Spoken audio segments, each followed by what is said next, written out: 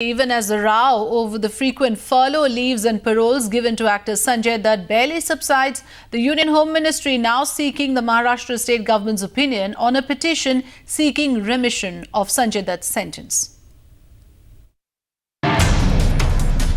Media questioning forced a rethink, and there was no extension to the latest furlough given to Sanjay Dutt. As the actor went back to jail, another petition seeking pardon of his sentence seems to be gathering speed.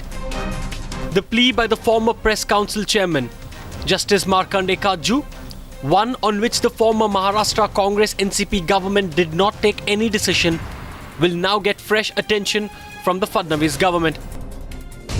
The latest effort to free Sanjay Dutt will raise many questions, as it comes in the backdrop of repeated breaks from jail that the actor has received in the last 18 months.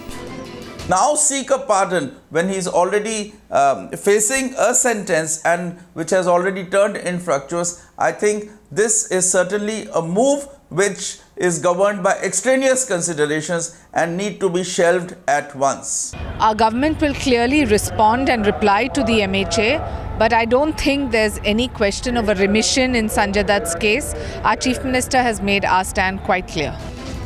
In May 2013, Sanjay Dutt went to jail to serve the remaining 42 months of his sentence. Since then, he has repeated that process many times. Temporary breaks from prison, followed by lengthy extensions, finally surrendering.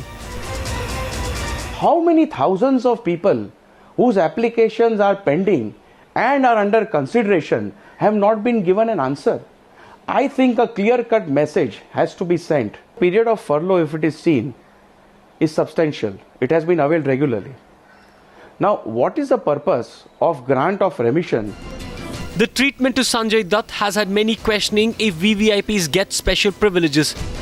And for a man being seen as exploiting every available loophole, the decision from the Maharashtra government will be watched very closely.